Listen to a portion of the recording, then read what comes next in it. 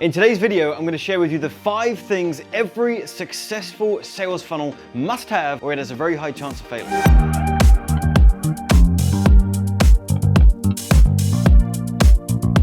Firstly, if you're new to the channel, welcome. My name is Penberthy. I'm the founder of a marketing education company called AdClients.com. We've done over $15 million online selling courses and coaching. I'm telling you that so that you know that what I'm going to share with you right now is stuff that actually works. We've built a ton of different sales funnels. We've run millions of dollars worth of online traffic into those funnels, tested every aspect of sales funnels. We know what works, we know what doesn't. If you're watching this video right now, chances are you are trying to sell something online. Maybe it's a course, maybe it's a training program, maybe it's a coaching program, a consultancy, some services.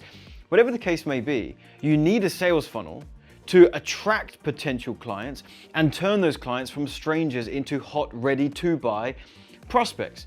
And you're probably struggling to find the right vehicle. You've been playing around with different sales funnels and someone tells you this is the golden funnel, you have to use this one. No, it's this one. Oh, now there's a new one, go do this. And you're feeling confused and you're feeling lost. I want to share with you something that's very important up front. Before I teach you the 5 things that every successful sales funnel needs, you first need to understand that there isn't one golden sales funnel. There isn't one thing that works and everything else doesn't. There's actually important elements that if you put them on any sales funnel, you'll probably get some results. So it's not so much about the sales funnel itself being a series of pages or a series of steps. It's about how you are conducting those steps, what you're saying within those steps, how they've been brought together, what is the journey for a stranger to become a client. That is the context of what we're going to be covering today. What stuff needs to go on it? So there's 5 things that I believe, no matter what type of sales funnel you choose, a challenge funnel, a virtual event, a webinar, a VSL, a bridge funnel, sales page, low ticket, high ticket, whatever the case may be, the first thing every sales funnel needs is lead gen at the very beginning, right? So we're going to put here opt-in page. When we're running traffic and we're sending that into our sales funnel, we have to take it to some kind of lead generation. That is critical. If you make the mistake of running traffic online and sending that directly to a sales page that has no front door, then you're giving yourself one shot and one shot only at getting the sale as they go through here, right? Well, you're gonna have a lot of drop off. People are not gonna purchase on that first exposure to you, but they may purchase or book a call or sign up to your coaching, whatever the case may be, later on if they continue to hear from you. So we need to have this front door. We need to have a way where we can capture their name, their email, perhaps some other information so that we get them on a list that we can follow up with again and again. We're also using this strategically as a front door. We want to, like in your home, right? You have your door locked, you have it closed, and you can make yourself inviting, you can send out invitations to certain people and they show up at your front door and you let them in. We want that to happen in our sales funnel too. We don't want to have a message or a product that we're trying to go out to the masses with.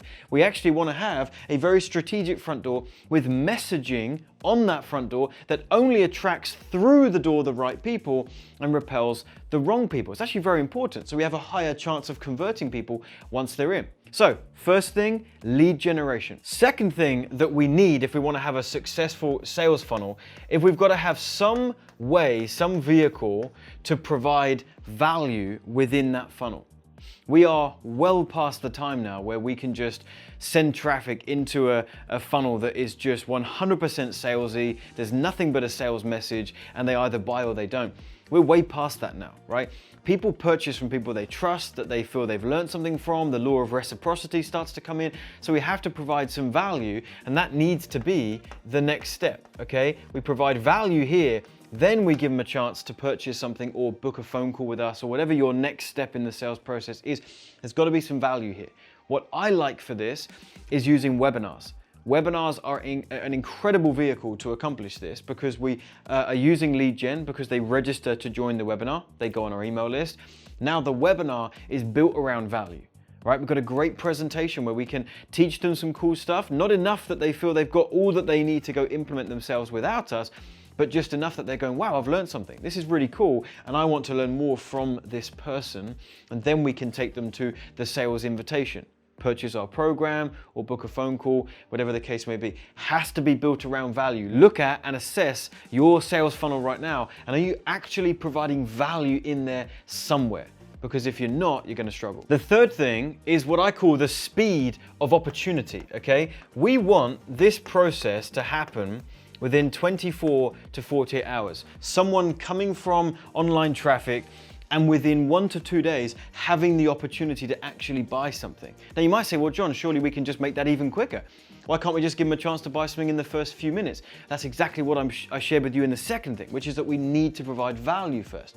So if we're using something like a webinar, which is a phenomenal vehicle for providing value and generating sales, well, we need them to register for the event, and then we need the event to take place, but we want to keep that within 24 to 48 hours. The speed of opportunity is so important for your cash flow, because once you make some sales out the other end, we're going to have that money fuel your traffic efforts to be able to send more traffic back into that sales funnel. All right, so we want the speed of opportunity to be quite small so that we can have a nice tidy cash flow. If you are relying on an online marketing strategy where you have to have a conversation with someone in the DMs on Facebook first, and then you have them watch a video, and then they get back to you in a couple of days, and then you give them another one to watch, and if that whole process takes 2 weeks, it's too long, right? It's all about speed, and we can't scale if the whole process is slow. So speed of opportunity is really important. The fourth thing is speed of implementation. Now, this is something that is on you, right? One thing that holds people back from having a successful sales funnel is, funnily enough, just not having one, because they're spending months and months and months trying to build something. They get 80% of the way through building a sales funnel, and then they get distracted. And someone else has told them there's another sales funnel they should be using. So they ditched that. They were 20% almost there to the end, but they go over here. And then they almost finish that one, and they go over here, and they go over here. Or they're working on a sales funnel that they're 100% dedicated to, but it's taking 12 months because it's so intricate. We don't want that. Speed of implementation.